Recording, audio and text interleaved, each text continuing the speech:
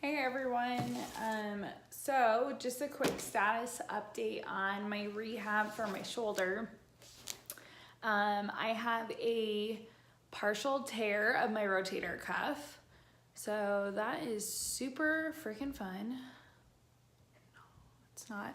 But the good thing is I've been working with a physical therapist in Lehigh and the sports athletic doctor for BYU and UVU athletic teams. And she's really great, and they are working me back to health so that we are ready in time to compete in the Park City Mountain Meltdown. We are competing on June 8th, so it doesn't give me very much time to rehab, but she is fully confident that I will be able to participate. We are competing in the gnarly RX division, which is like crazy. You think like RX weights are like 50-pound dumbbell snatches and like crazy DT weight with like the vest. It's like insane. Like you can find it online. The workouts are nuts. So definitely need to rehab this shoulder. So today was my first day back at CrossFit doing anything overhead, where we were working through 30 air squats, 15 calorie row, and 7 power snatches. So you would complete that as fast as you could for time within the 5-minute cap. You repeated that, obviously, whatever rest time you gave yourself. Again, you can see that here.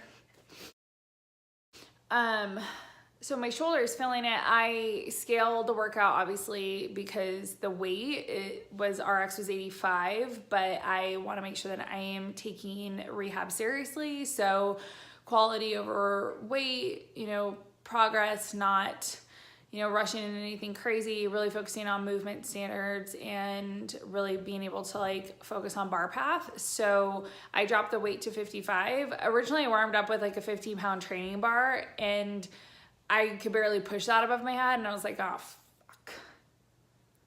I'm not gonna be able to do this workout. And then I got my shoulder warmed up and loosened, and I was able to throw 55 over my head, which is amazing, and I was super proud. So that's a proud moment for me.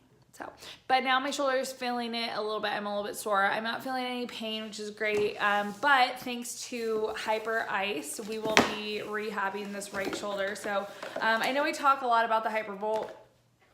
By all means, like I don't get paid to like say this kind of shit. So I love this company a lot, and it helps me rehab and recover. So there's this like little thing, and it's probably just easier if you just look it up on their website and see how it works, but it's recovery and movement enhanced technology, and it looks kind of like a bra. I give you like this thing, like your old school like can you put it on your head? Yeah, it's not, it's for your shoulder.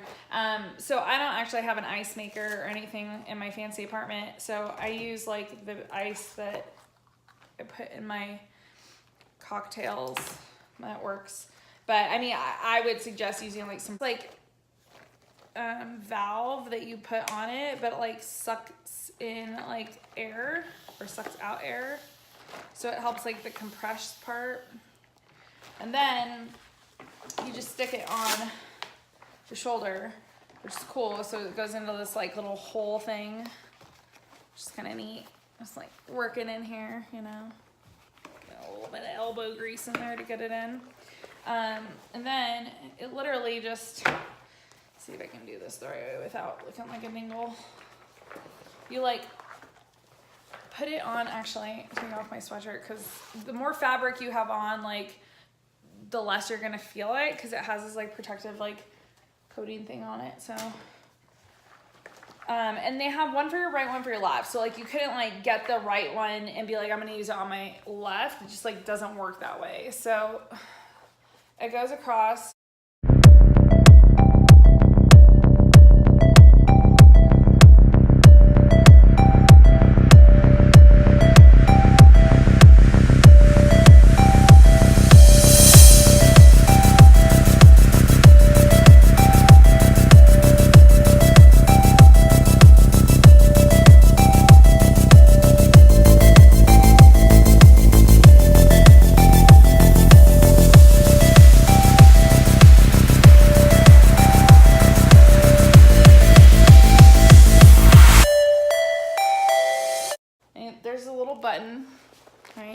once it's on, it looks like kind of like a big shoulder pad, right?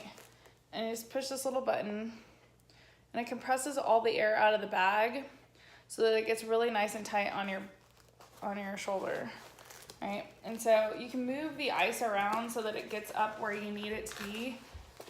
My tear is my rotator cuff, so I really need the ice to be, and it's like the top of my rotator cuff, so I really need the ice to be like on top of my rotator cuff, like on the top part. So sometimes you just have to like adjust it, and you can like put it tighter so that it's like more compressed, and then again you can just push the little button so that it like gets colder. And then I usually do 20 minutes on. All right, so I spent about 20 minutes using the hyper ice on my shoulder. You'll see a little discoloration when you're done taking it off. You want to warm up the joint a little bit more before you like continue to mobilize it. So I'm going to do some like arm stuff to like get my joints mobile again, just so that we can like again continue to work on the arm. So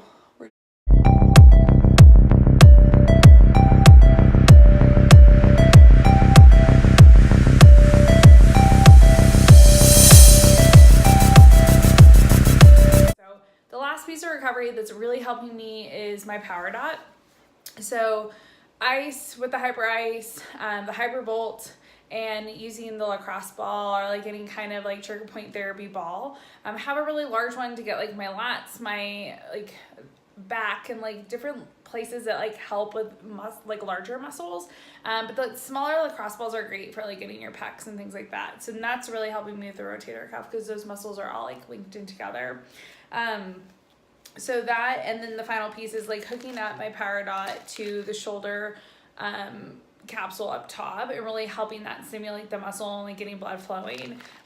What I also have been doing is using some KT tape for stabilization. I have outside of working out, but also just taping the shoulder capsule up top to be able to really lift the muscles, allow blood flow, and really allow that healing of the rotator cuff.